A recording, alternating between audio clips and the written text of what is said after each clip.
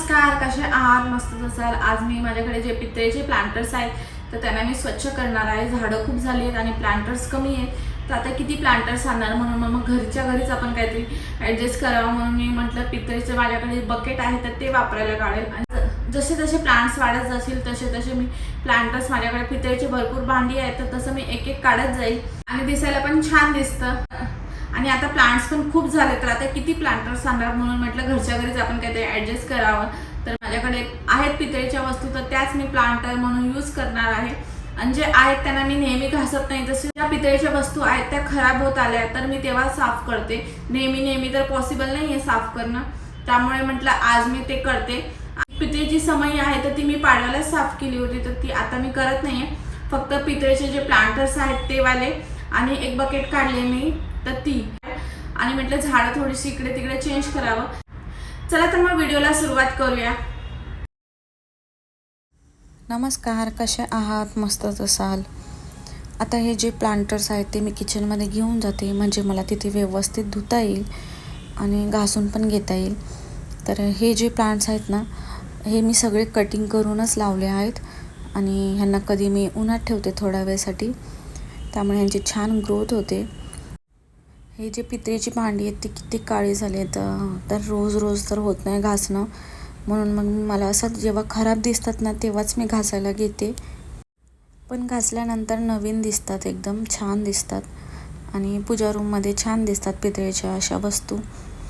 माझ्याकडे सिरॅमिकचे खूप प्लांटर्स आहेत, पण तेच आता कंटाळा आला थोडं चेंज, म्हणून मग मी हे वापरते. तर जास्त करून हे पितळेचे जे आहेत ते मी पूजा रूममध्येच ठेवते, तिथे छान दिसतं. आणि जर झाडं जास्त झाली तर माझ्याकडे अजून आहेत तर तेही मी काढेल. तर हे बघा किती काळे झालेत आणि आता हे धुतल्यावर बघा किती स्वच्छ निघेल आणि खूप जड आहेत हे.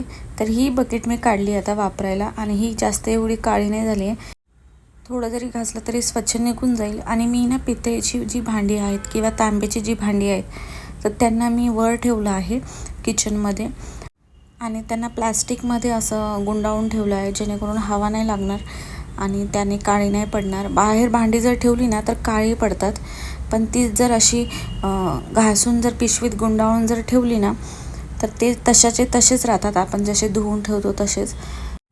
जाडवाल्या प्लॅस्टिकच्या पिशव्या असतात त्याच्यात टाकून ठेवते मी, तुम्ही किचन टूरच्या व्लॉगमध्ये बघितलं असणार. आणि काही जे उरलीज वगैरे आहेत तांब्याची आणि पितळेची तर ते मी पूजा रूममध्ये ठेवते.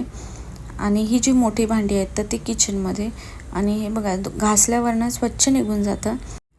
जर तुम्ही महिन्यातून घासत असाल तर मग ह्याला खूप मेहनत लागते, आणि आठवड्यातून घासत असाल तर तेवढं काळं नाही पडत. पण मी जेव्हा असं खराब दिसेल तेव्हाच घासते, कोण बघतंय. तर दिसायला तर छानच दिसतात पितळेची भांडी, जुनी जरी झाली किंवा नवीन जरी असेल तरी. पण मी पितांबरीने स्वच्छ घासून घेते, कारण की दुसरी कोणती पावडर नाही माहिती मला, आणि ह्याच्याने स्वच्छ निघतं. आता हात पण खराब होतात पण स्वच्छ निघतं ह्याच्याने. त्यामुळे माझ्याकडे ग्लव्स होते तर ते मी वापरून खराब केले तर आणायचे आहेत मला. पण दुसरी एक पावडर होती जी मला कमेंट्स केली होती एका ताईंनी की भैया पावडर भेटते म्हणून, तर ती वापर, त्याच्याने हात पण खराब होत नाही आणि भांडी पण स्वच्छ निघतात. तर मी बऱ्याच ठिकाणी विचारलं पण कुठेच इथे मिळत नाही आहे. पितांबरीच्या व्यतिरिक्त मी कोणती दुसरी पावडर आहे का कोणाला विचारलं तर ते बोलतात मग हीच आहे. आणि यूट्यूबवर पण बघितले मी, DIY वगैरे भरपूर असतात, पण तेवढं मी 1-2 करून बघितले पण त्याने काही तेवढा फरक दिसत नाही जेवढं या पितांबरीने स्वच्छ निघतं तेवढं. तर मी जाऊ दे म्हणून मग हेच वापरते. तर तुम्हाला जर एखादी दुसरी पावडर माहिती असेल किंवा दुसरं कोणतं DIY असेल तर मला सांगा नक्की, म्हणजे मी तेही ट्राय करून बघेल. याच्याने हात खूप खराब होतात. तर इथे मी आता छान घासून घेतले आणि धुवून घेते.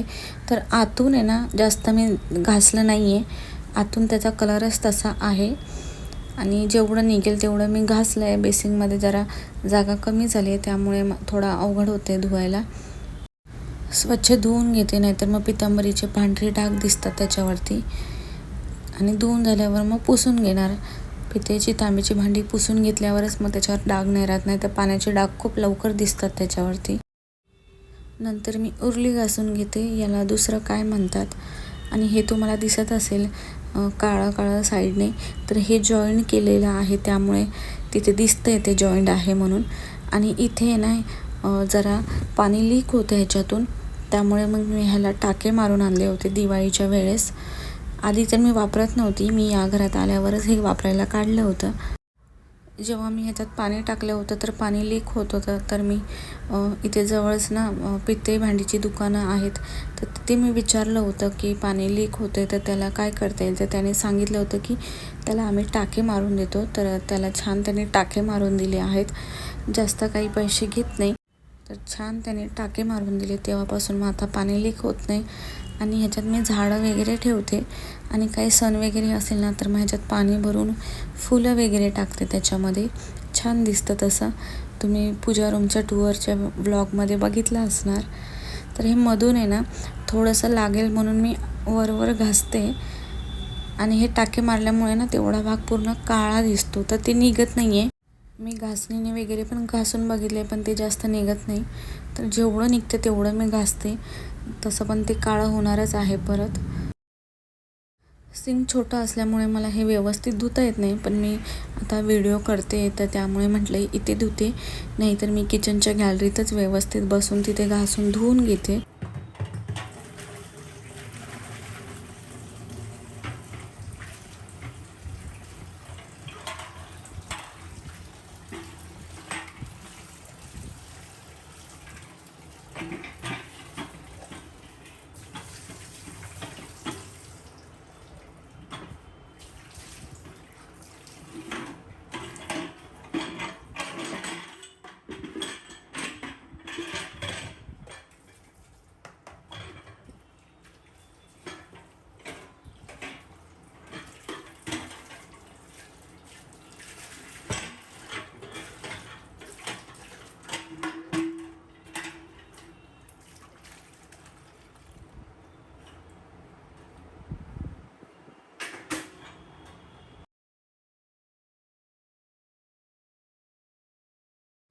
ही बकेट बघा किती नवीन दिसते, आणि ही मी व्यवस्थित ठेवली होती प्लॅस्टिकच्या बॅगेत टाकून, त्यामुळे ही छान आहे. नाहीतर अशी ओपन ठेवली असती ना तर ही पण खराब झाली असती.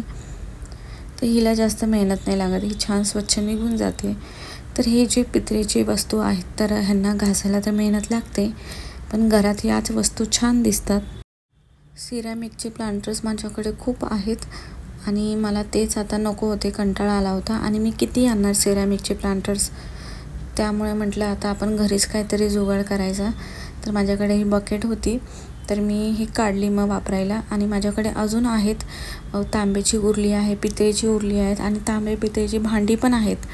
तर ती मग हळूहळू मी एक एक काढेल, जशी झाडं वाढतील तशी माझ्याकडे आत्ता झाडं तर 50 एक असेल, पण मी प्रयत्न करते की आता नको वाढायला झाडं. पण जेव्हा मनी प्लांट असेल, झिझी प्लांट असेल किंवा स्नेक प्लांट असेल तर हे प्लांट्स ना वाढतात लवकर, मग मी त्यांची कटिंग करून दुसऱ्या कुंडीमध्ये लावते. तर तेव्हा मग काय होतं, जे साधेवाले जे प्लास्टिकचे कुंड्या असतात ना तर त्या छान नाही दिसत. तर त्यासाठी मग असं काहीतरी प्लांटर दुसरे आणण्यापेक्षा सिरॅमिकचे, तर म्हटलं पितळेच्या भांडीतच ठेवावं. आणि माझ्याकडे स्नेक प्लांट आहे तर ते पण खूप वाढलं आहे, आणि त्याच्या साईडला एक छोटंसं रोप पण आलं आहे, तर ते मी काढून परत दुसऱ्या कुंडीत लावणार आहे. आता मी प्रयत्न करते की जास्त झाडं नको लावायला, कारण की मग तेवढी काळजी पण घ्यावी लागते.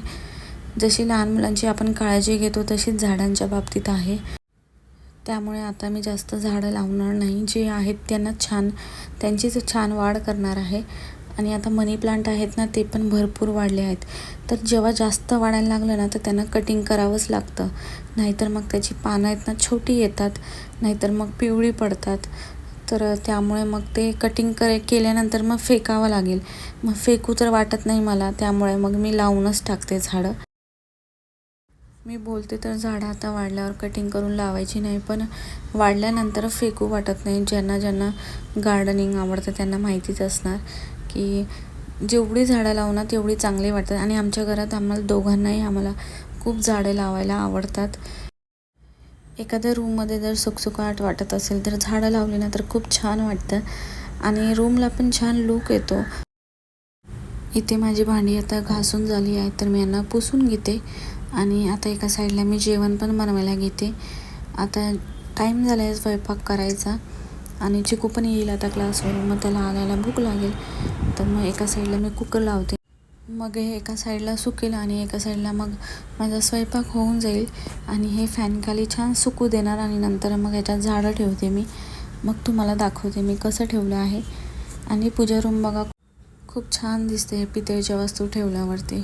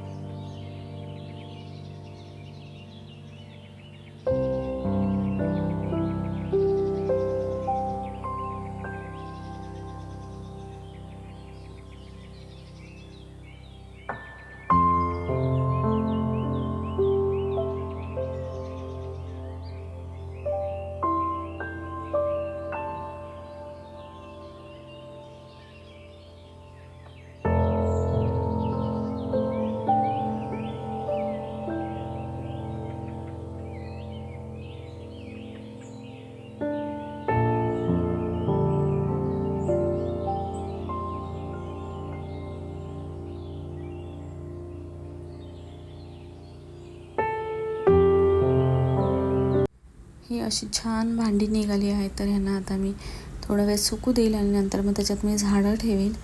आणि माझा थोडाफार स्वयंपाक झाला आहे, तर आता मी ठेवते झाडं.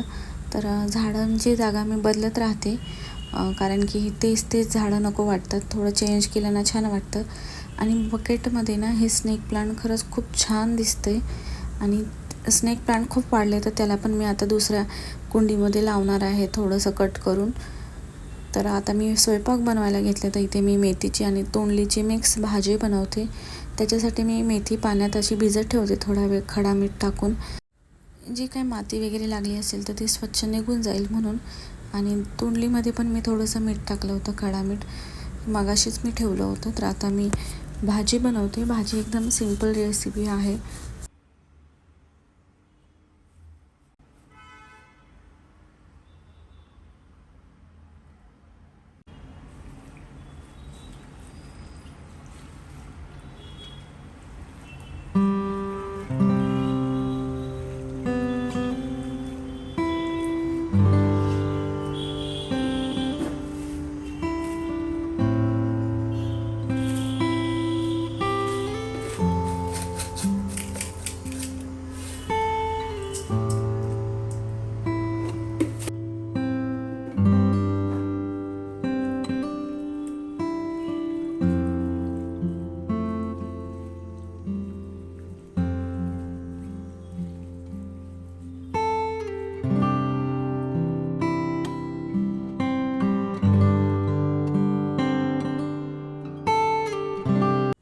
कढईमध्ये तेल टाकले आणि त्याच्यात थोडंसं जिरं टाकलं आहे आणि चॉपरमध्ये कांदा बारीक करून घेतला आहे आणि त्याच्याने व्यवस्थित मिक्स करून घेते. आणि थोडंसं मी आलं लसणाची पेस्ट पण टाकते. आलं लसणाची पेस्ट पण संपले, तर तेही मला बनवायचं आहे. कांदे छान तेलामध्ये परतून घेते आणि त्याच चॉपरमध्ये मी एक टमॅटो बारीक करून घेतला आहे. आपण हाताने कांदा किंवा टमॅटो कापला तर थोडा मोठाच कापला जातो आणि मिक्सरमध्ये जर फिरवलं तर मग पेस्टच बनते त्याची. त्यामुळे चॉपरमध्ये छान बारीक होतं आणि जेव्हा आपण भाजी वगैरे बनवतो मस्त मसाला बनतो त्याचा आणि छान भाजी पण लागते. त्यामुळे मी जास्त करून चॉपरचाच वापर करते. मी हाताने पण छान बारीक कट करून घेते, पण चॉपरने अजून छान बारीक होतं. तर इथे मी टमॅटोमध्ये थोडंसं मीठ टाकलं आहे आणि थोडा वेळ ठेवलं झाकून आणि आता मी याच्यात भाजी टाकते आणि बाकीचे सगळे मसाले. तर अशी सिंपल रेसिपी आहे, तर म्हटलं तुम्हाला शेअर करावं. तूप कसं बनवते या व्हिडिओला पण खूप छान कमेंट्स केल्या तुम्ही आणि मला चांगल्या टिप्स पण सांगितल्या. तुपाची जी भांडी आहे तर ती मी 2-3 वेळा डबल घासायची आणि निघायचंच नाही व्यवस्थित. तर तुम्ही मला छान टिप्स दिली गरम पाण्याने भांडी धुवायची, तर ती नेक्स्ट टाईम मी नक्की ट्राय करेल. आणि दुसऱ्याही काही टिप्स आहेत की तूप कसं बनवायचं सोप्या पद्धतीने, तर तेही मी सगळं ट्राय करून बघेल आणि जेव्हा मी ट्राय करेल तेव्हा तुम्हालाही सांगेल. इथे मी मेथी स्वच्छ 2-3 पाण्याने धुवून घेते नळाखाली. आता याच्यामध्ये बघा किती हिरवंगार पाणी निघालं आहे. तर मेथी मी नुसतीच बनवणार होती, पण तोंडली असं कोणी खात नाही, तर मेथीत टाकून तरी ती तोंडलीची भाजी संपवायची. त्यासाठी म्हटलं मिक्स भाजीच करावं. मेथीची भाजी कढईमध्ये टाकून थोड्या वेळ मी तशीच झाकून ठेवते आणि नंतर व्यवस्थित मिक्स करून घेते आणि शेवटी मग त्याच्यात मी शेंगदाण्याचं कूट टाकते.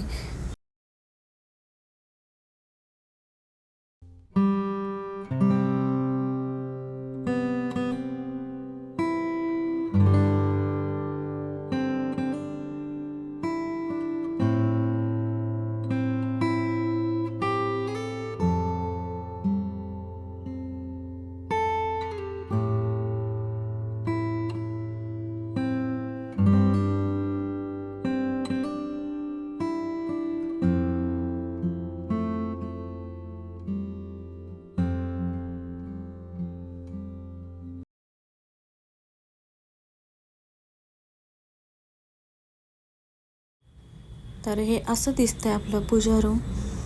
थोडं जरी बदल केला तरी खूप छान वाटतं. तर तुम्हाला व्हिडिओ आवडला असेल तर चॅनलला सबस्क्राईब करा. भेटूया अजून एका नवीन व्हिडिओमध्ये. तोपर्यंत बाय.